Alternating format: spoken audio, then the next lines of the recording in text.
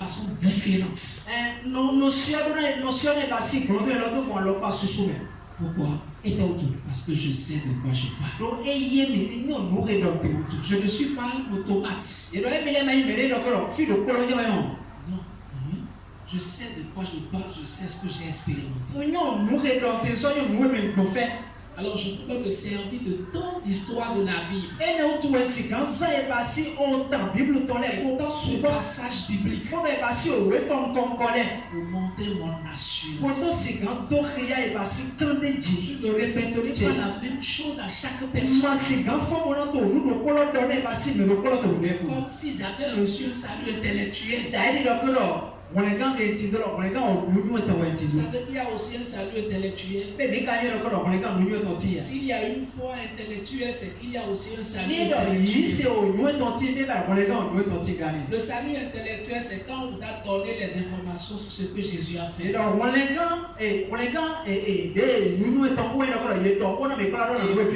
fait que vous répétez ce qu'on vous a dit. Vous ne pouvez pas dire en votre propre mot. Vous avez expérimenté. Parfois on vous demande même de répéter ce qu'on a dit. On vous conseille de répéter à chaque fois qu'on vous pose cette question. Ça s'appelle un salut intellectuel. Je n'ai pas reçu un salut intellectuel. Alors je peux m'amuser avec toute la Bible pour exprimer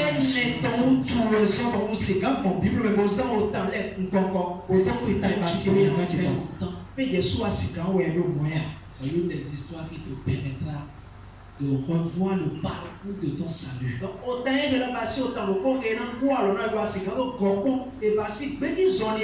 C'est pourquoi je l'ai titré l'histoire de l'assurance de mon salut.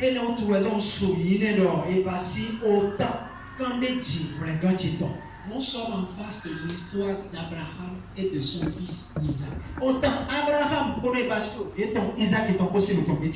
savez que l'histoire se trouve dans Genèse chapitre 22. Et je dis la partie importante, c'est du verset 1er au verset 13.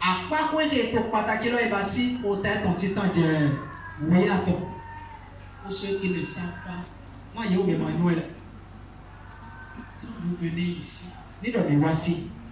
sachez que vous venez non seulement dans un lieu d'adoration, mais aussi dans un lieu de formation.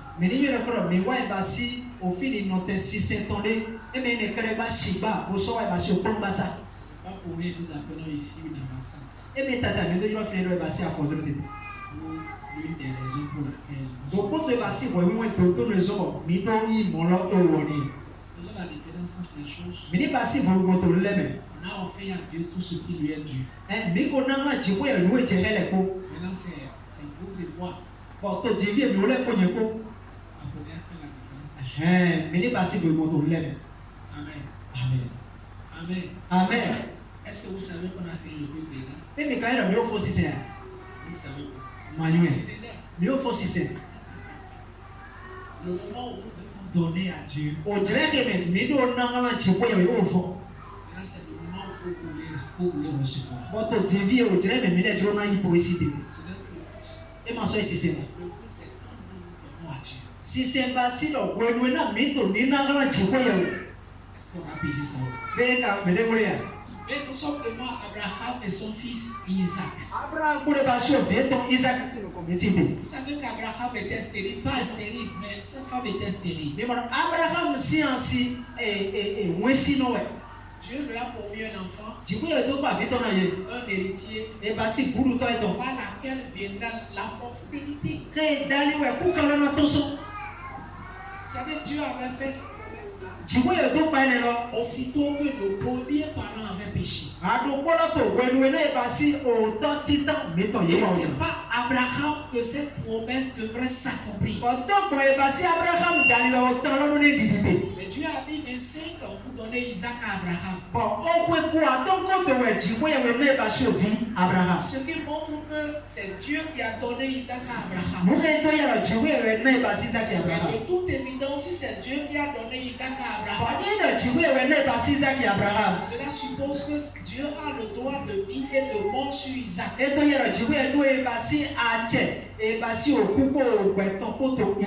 pouvait réclamer Isaac à tout moment. Il pouvait demander Dieu de non garder en vie. Puisqu'il est son créateur et propriétaire. Isaac est devenu grand tel que vous le voyez ici. Un jour Dieu appela Abraham. Il dit prends ton fils, ton unique fils, lequel tu aimes. Il dit prends-le, offre-le en sacrifice pour moi. Amen. Amen. Quand on parle de sacrifice d'holocauste, on peut parler de sacrifice consumé.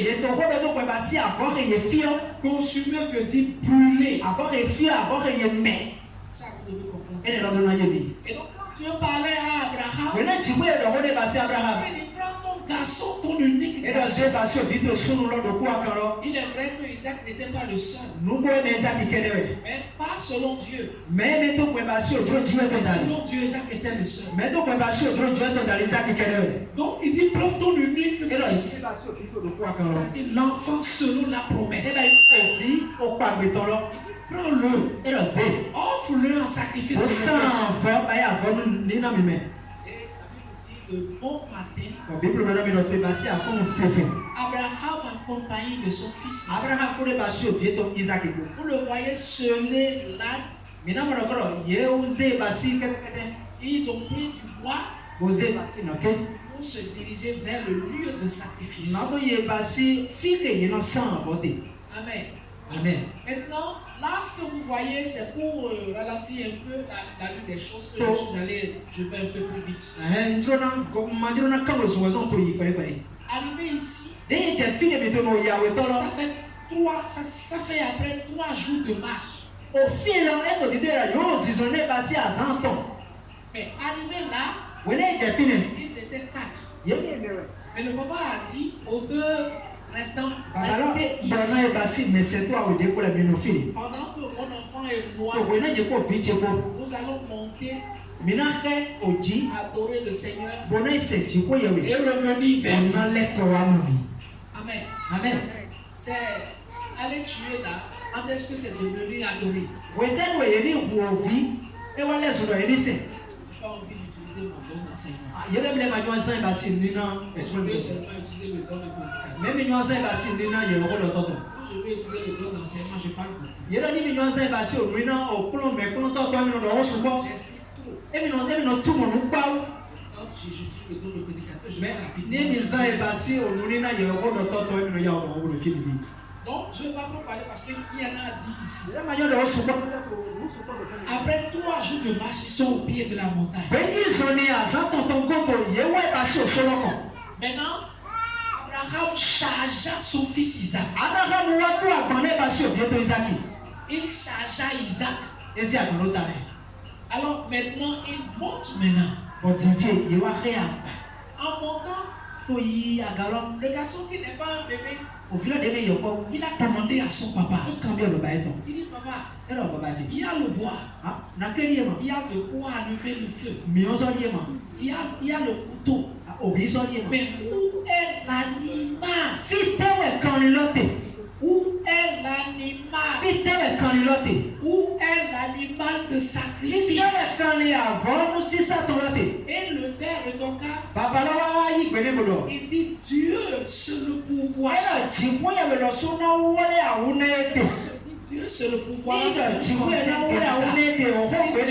lui-même, il va pouvoir à ceux dont il a besoin. Amen. Amen. C'est ce que Abraham a dit à son fils. Il a adressé une parole de foi. Mais la réalité est tout autre. La réalité, c'est que c'est l'enfant qui est le sacrifice. Il a fait usage de la foi. On continue. Mi to no koyi. Et là, vous voyez, ils sont sur la montagne. Fini mi amoro yeti ke basto so mo la konji. La Bible dit que Abraham lia son fils Bible do Abraham so pla o vilo. et il le metta sur le O père. se do e basi agbaloji. Prenant le couteau, O se o ri étant sur le point de l'écorcher, na si gando gbogbo ne. il entendit la voix de l'ange de l'Éternel. Ogbe angeli chiko ya ototo. L'ange de l'Éternel. Angeli chiko ya ototo. Il lui adressait la parole. Ewa to hodo ne no. Il dit Abraham, Abraham. n'avance pas tes mains contre l'enfant. Ade alado vula jibo. Aujourd'hui, je sais que tu m'aimes. Egbe wa yura yi wona Au no. point de ne pas me refuser ton unique fils. Saka ba ma be ba so vito no. Il dit, regarde derrière toi. Ero ko godo to. Regardez le regard facial d'Abraham. Ero mi ni be ba so mo to Abraham to. Vous allez voir que quelqu'un lui a adressé quelque chose. Il dit, regarde derrière. Ero ko godo Il to. dit, regarde, il dit, tu feras un bélier précieux. Se basi akore bibla. Il dit, prends-le, Ero se basi akore. offre-le Odo en san. sacrifice Sanvo. à la place de ton enfant. To vito si tene. Et c'est ce que Abraham fait. No e Abraham wani. Amen. Amen. Est-ce que quelqu'un est là? Be me le ka fini. Quelle leçon cela nous donne? O plote. Combien de leçons? O plote temps. Comme Dieu est celui qui a donné vie à Isaac, Deino chiko e wane basi ogbe Isaki. il a le droit de vie et de mort sur lui. E du e basi ache ogbe ton ko ku ton Voilà que Dieu demande à Abraham de sacrifier son unique fils pour le sacrifier. wone chiko e donne basi Abraham ni vie ton to À sa. l'instant où Dieu a parlé, To wone chiko e do. une parole qui a condamné Isaac est sortie. Ye do basi o ko gbe ke to e basi Isaki we di da blo. Et cette parole condamne Isaac à la mort. O ko gbe ni lo to e basi we ple to Isaki kika e ku gbe. Cette parole condamne Isaac à la O mort. ko gbe ni lo e da we Isaki na o ku. Suivez bien. No do to gonji. Qu'est-ce que la Bible dit aujourd'hui de nous? E te we we do kala do na mi. La Bible dit, Bible do. car Na tous ont péché ye o me ko wa o et nya. sont privés de la gloire de Dieu. Boka so wete yo ki ko chiko e we to go. Elle continue en disant, E te mo ko iburo. le salaire du péché, c'est la mort. Na le nya to to o ku e. C'est Dieu qui a dit que le salaire du péché, c'est la mort. Chiko e we do ale nya to to o ku e. Parce que c'est lui qui pouvait dire ce que l'homme peut faire.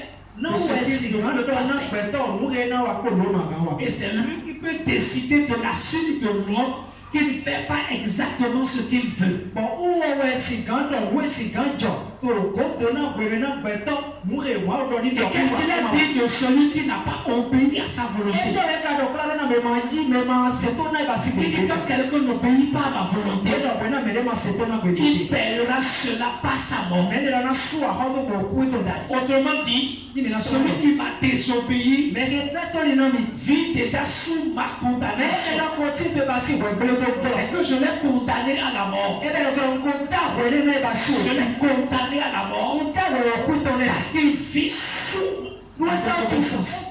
To e ba si o we gbe Et to go. si Dieu condamna Isaac à la mort, Ino ti ko ya we ta we ni Isaki na o ku. c'était une parole au départ. Ye do e ba si o ho gbe bi be to no. Mais ici, cette parole est sur le point de se concrétiser. Bato file o ho gbe ni lo to e ba si ali go ji na to di. Ce qui prouve qu'effectivement Isaac était condamné à la Mo mort. e to ya do ko Isaki lo e ti to we gbe to C'est ku. l'image que vous avez en face de E vous. we ba si o ye mi to mi mo ne lo. Tout ce qui se retrouve sur l'autel O nu e ti te ba si agbaloji. est ce qui est condamné à la O mort. we nu ko ti te ba si we di ta o ku ne. Rien d'autre n'attend la chose que sa mort. O nu ne go ma to te no pe u ge ba si o ku. Sa délivrance se trouve dans sa mort. Ye do e ba si tu no te to ti te ba si o ku to. Si Isaac se retrouve là, Ni do Isaki wa ko ne to file. c'est parce qu'il y avait une sentence sur lui. Be ba si o we ti ta ti to ta to ji. Et cette sentence, c'est sa mort. We ti ta ne lo ku to. On est d'accord. Ce qui prouve réellement que Isaac était condamné, c'est le couteau. Mu e to ye to Isaki ti to ba si oku we ti ta ton bolo we ye ba si omi lo. Alors Isaac, dans cette condition, ene otu Isaki to ba si ni no e mo ko. pouvait-il faire quelque chose? Be si kan wa o de. Pouvait-il se sauver? Be si kan o de gan. Hélas. E o. Puisqu'il a les mains et les pieds liés. Do afo e to ko alo e to ko le ko ti to bibla. Qu'est-ce que cela nous relève? Qu'est-ce que cela nous révèle? Di to ki ya me te to. Cela nous révèle la condition de tout pécheur de Dieu. Di to ki ya ni no me ni no to no le to ko pa ta to no Cela nous révèle toute la condition de tous ceux qui ont péché devant Dieu. D'abord, cela révèle que tous les péchés sont condamnés autant qu'Isaac.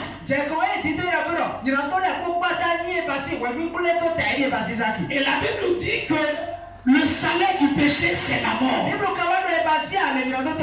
Si tous les pécheurs sont condamnés, tel qu'Isaac est condamné, et si Isaac ne pouvait rien, dans sa condition, il se trouve là, pour ne pas mourir, alors c'est un message que l'Éternel Dieu est en train de donner.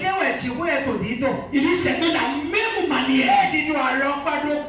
C'est de la même manière qu'un pécheur, quoi qu'il soit, ne pouvait rien, absolument rien, pour ne pas subir la condamnation de la mort. Et là, la religion ne pouvait rien. Et là, la dénomination ne peut rien. Et là, la position ne peut rien. Et là, les bonnes œuvres ne peuvent rien. Et là, l'obéissance à la loi de Dieu ne peut rien. Et là, le changement de vie ne peut rien.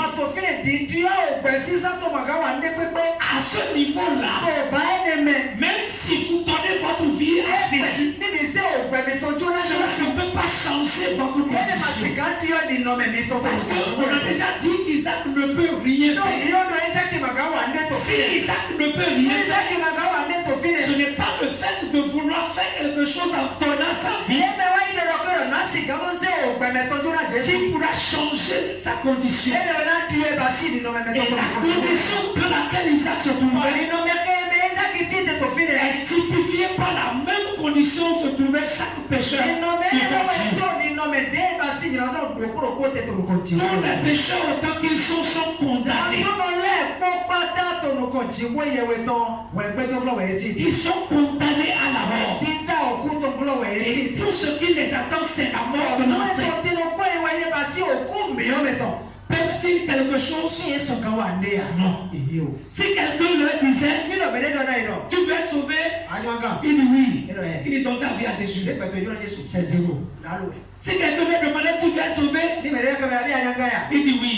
Il dit donne ton cœur à Jésus. C'est zéro. Si tu veux être sauvé, il dit oui. Il dit confesse tes péchés. C'est zéro. Tu veux être sauvé, il dit oui. Il dit donne le trône de ton cœur à Jésus. C'est zéro. Tu veux être sauvé, il dit oui. Il dit demande à Dieu de te donner la vie éternelle. C'est zéro. Rien que ça ne peut changer la condition du pécheur devant Dieu. Puisque le pécheur ne peut rien faire. Donc quand un prédicateur lui demande de faire, c'est que le prédicateur l'a trompé. Il l'a mis sur une fausse piste. Parce que Isaac, dans cette condition, est incapable de se sauver. Il faut que ses mains soient déliées avant qu'il n'arrache le couteau. Il faut que ses jambes soient déliées aux ses pieds avant qu'il ne tape son papa. Les membres supérieurs et inférieurs qui pouvaient l'aider à faire quelque chose, à se libérer, sont inactifs.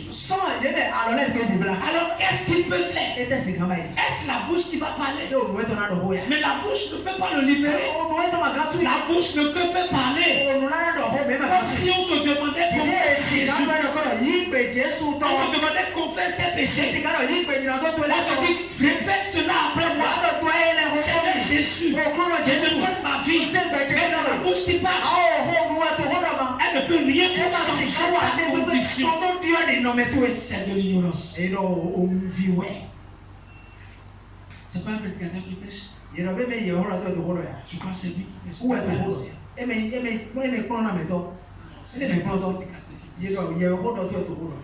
Est-ce que vous me suivez? Donc tout ça là, ça ne sert à rien. Mais la modernisation a tout déformé.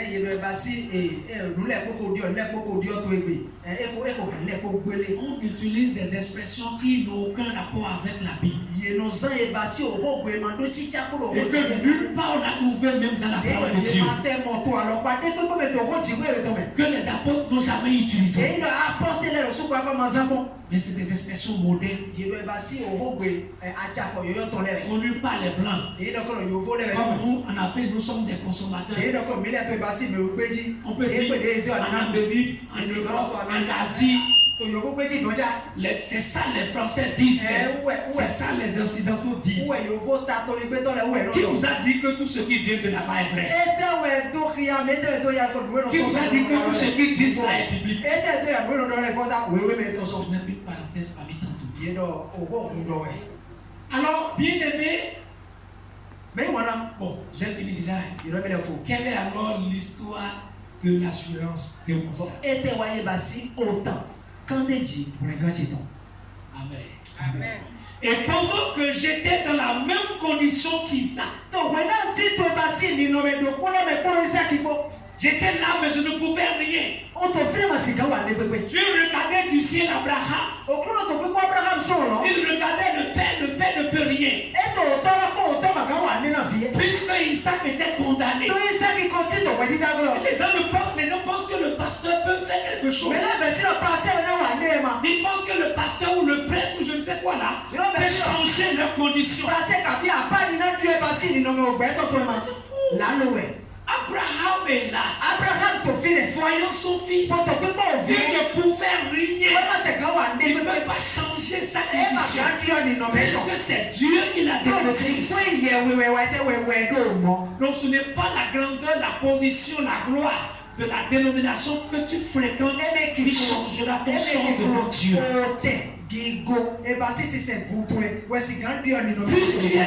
Puisque tu fais partie de la plus grande église, d'une église renommée, d'une église remplie d'effectifs, puisque tu es l'enfant d'un pasteur si éminent qu'il soit, un archibishop, il peut être un révérend, il peut être un évêque, il peut être un docteur, il peut être tout ce qu'il peut être. Il peut aussi être un monseigneur.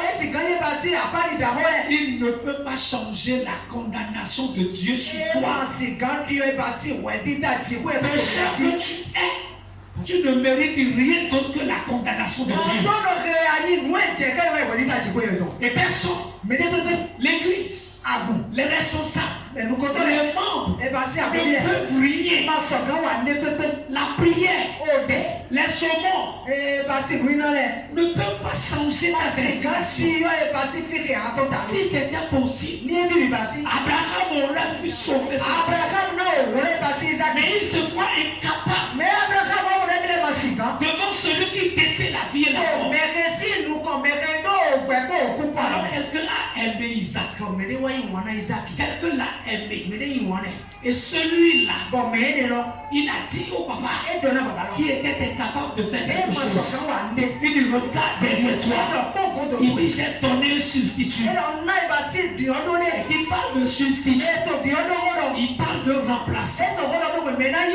Il parle de quelqu'un qui place la place de l'autre. Qui place la place de l'autre. Il dit regarde le bélier. Abraham a vu le bélier. Et le bélier a été retenu. Parce que il faut que ce qui doit remplacer l'autre doit être sans tache ni luxe. Alors Abraham a pris le bélier dans le verset 13 qu'on a lu tout à l'heure. Il dit, il le mettait à la place d'Isaac. Et c'est ce que vous pouvez voir ici. Le bélier a été pris. Le bélier a été mis à la place du petit Isaac, qui devient maintenant un artisan, qui aide même le papa pour alors que c'est lui qui devait être surnoté. Mais la grâce de Dieu a fait en sorte que ce que Dieu a dit s'est accompli finalement. Ce que Dieu a dit s'est accompli finalement. Mais plus sur Isaac. Parce que Isaac a reçu la grâce d'être épargné de cette condamnation. Et là, le voilà. Il est en train de servir son papa pour adorer le roi des rois. Et regardez comme ça, avec un grand sourire, quand le papa le détachait pour pouvoir lui donner un remplaçant. Amen. Amen. Amen. Amen. Amen. Inouminou, mais Dieu souffre. Dieu souffre, Dieu souffre, inouminou, Dieu souffre, Dieu souffre, Amen. Amen.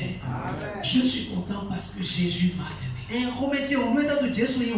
Quelle est alors la preuve de son amour? C'est justement là l'histoire de l'assurance de mon salut. Alors écoutez-la avec moi. C'est mon assurance. Je ne sais pas si c'est déjà ton assurance, mais c'est la mienne. Écoute-moi très bien. Écoute-moi très bien.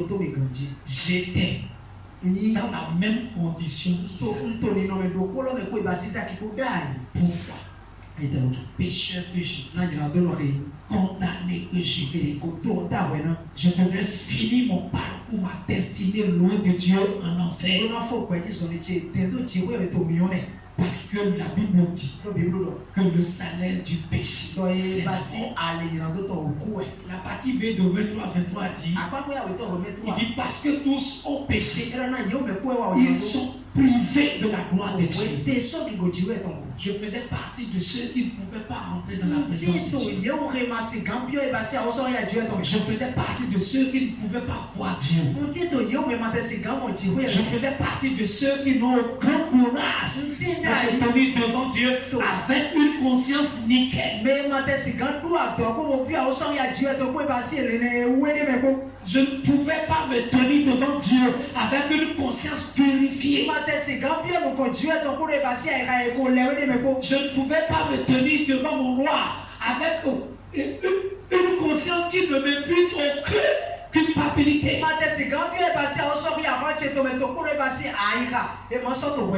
Mais aujourd'hui, je suis fait. Tout comme Dieu, dans son amour et dans sa grâce, il a offert un bélier à la place d'Isaac pour accomplir sa justice. Parce que le salaire du péché, c'est la mort. C'est de la même manière, méritant la mort, condamné à la mort, que j'étais. Le Seigneur Dieu, il m'a aimé. Il m'a aimé. Alors que je n'ai rien fait. Alors que je n'ai pas été obéissant. Alors que je n'ai pas été bon. Alors que je n'ai pas obéi à la loi. Alors que je ne lui ai pas donné ma vie. Alors que je n'ai pas essayé de m'améliorer. Alors que je n'ai pas essayé de promettre de mieux faire. Mais il m'a aimé. Comme l'a dit Romains 5, verset 8. Il dit Dieu nous prouve son amour en ce sens que lorsque nous étions pécheurs, Christ est mort pour moi. Le Seigneur Dieu, alors que j'étais condamné, je devais finir mon parcours. Il a fait Christ à ma place. Et sur la croix, Jésus a pris ma place. C'est moi qui devrais venir là. C'est moi qui dois être condamné. C'est moi qui dois être séparé. C'est moi qui devrais finir en enfer. C'est moi qui devrais payer mon péché en enfer.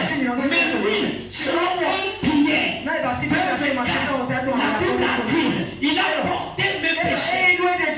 Il les a portés dans son corps. Est-ce qu'il avait péché? Est-ce que le bélier avait de tâches?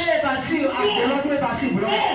Jean 3,5 a dit, il n'y a pas de péché en lui. Il est le candidat potentiel, qualifié, comme le bélier, pour prendre ma place en tant que péché. Et sur la croix, il a reçu tout ce qui devrait me revenir. Non seulement il a pris ma place de pécheur devant Dieu, selon 2 Corinthiens 5, 21, il dit celui qui n'a point péché, Dieu l'a fait pécher pour moi, afin que je devienne en lui justice de Dieu. Sur cette croix, Jésus a pris dans ma place en tant que pécheur. Il a pris ma place en tant que pécheur. Et non seulement il a pris ma place en tant que pécheur, selon Pierre 2,24, il a encore porté la responsabilité de mes péchés. Le conseil dit, il ne savait pas que c'est ce qui devait s'accomplir. Quand il prenait la lance, il a percé le côté de mon frère. Mais est-ce qu'il a percé? Parce que dorénavant, Dieu devrait voir le sang qui me justifie. Dieu devrait voir le sang qui témoigne en ma faveur. Dieu devrait voir le sang qui dit, Dieu, tu sais que Josias ne te doit plus rien. Et qu'est-ce qui le prouve? Regarde ce sang. C'est ce sang-là. C'est ce sang-là qui montre que moi, Jésus, j'ai payé pour lui. Alors il ne te doit plus rien. Ce problème entre toi et lui sont réglés.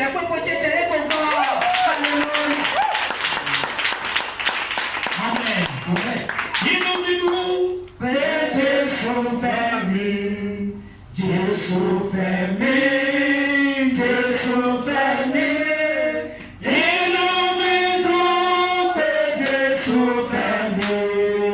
Dieu fermé. Regardez le bonhomme Isaac. La première étape de sa délivrance, c'est quand le papa qui l'avait créé, il est revenu. Il est revenu le délier. Regardez un sourire sur ses lèvres. Imaginez comment il serait en ce moment. Il va dire Seigneur, tu es bon. Il dit qui est comme toi, Seigneur.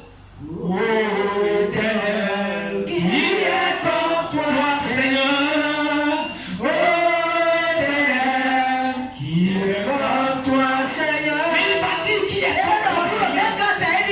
Tu n'es pas comme les autres. Quand tu le dis, tu le fais. Mais il t'a plu dans ta grâce. Tu n'es pas obligé. Rien ne t'y oblige. Rien ne te presse. Mais tu m'as aimé. Tu n'as pas regardé mon visage. Mais tu as tenu compte de ton amour pour moi. Et là, regardez le petit Jibois. Il est content, il sourit. Il dit, papa, c'est toi qui es venu me libérer. Seigneur, tu es si bon. Il a pitié de moi. Il est merveilleux. Je m'imaginais déjà dans le monde. Je pensais que j'allais voir mon grand-père. Je pensais que j'allais voir Adam aussi. Tu m'as sauvé. Sinon, comment je vais voir mon grand-père là-bas? Mais je suis pas encore prêt. Mais ils sont en train de compter tout cela. Mais ce n'est pas fini. Il y a la deuxième étape. C'est quand le bélier, le don de Dieu, a été pris maintenant. Lié à la place. Mis sur l'autel. Amen. Égorgé. Le sang versé. Qui justifie.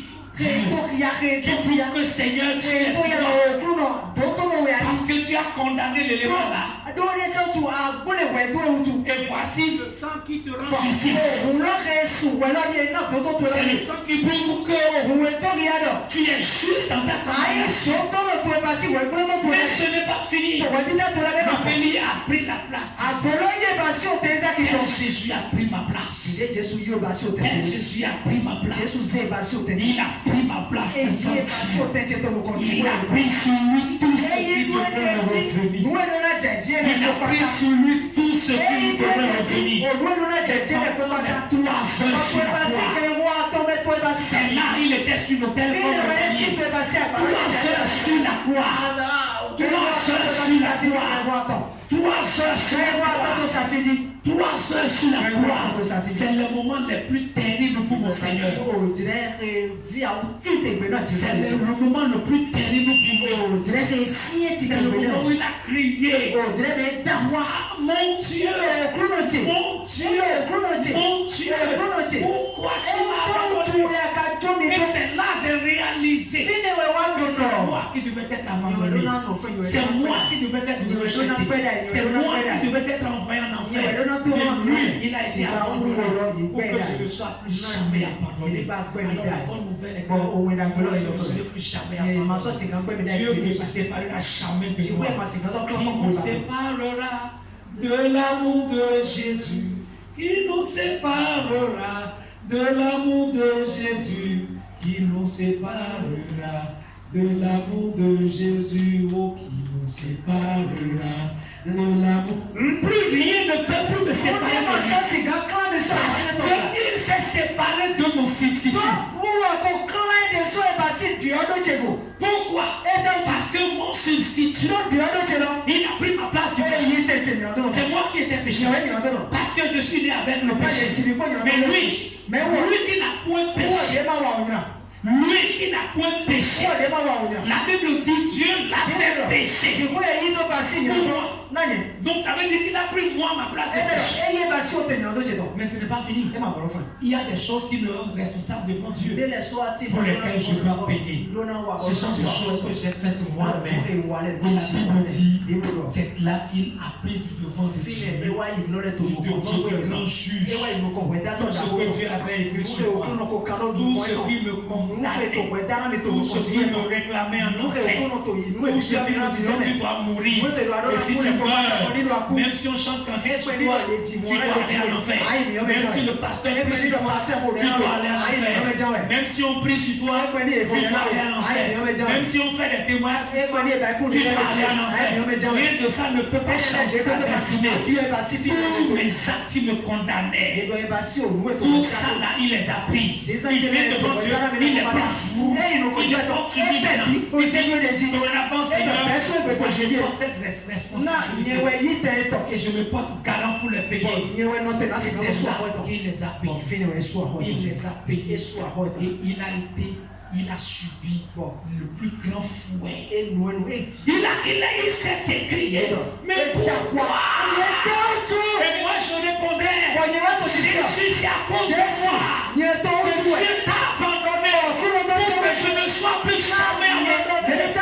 Et je vis éternellement pour que je sois avec lui, pour que je sois à son trône, pour que je sois avec le roi de moi. Seigneur, c'est pour moi. Seigneur, c'est pour moi. Seigneur, c'est pour moi. Que tu as suivi ça. Que tu as enduré ça. Rien que pour moi. Alléluia. Alléluia. Alléluia.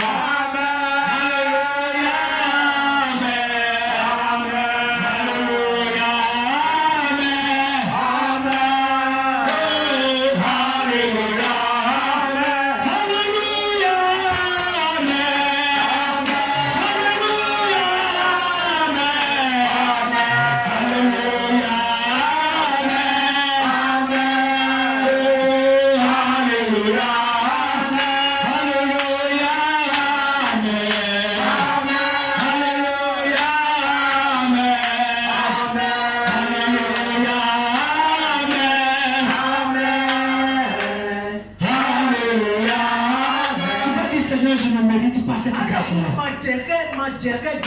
Très long est entré dans ta faveur. Ta grâce, la même.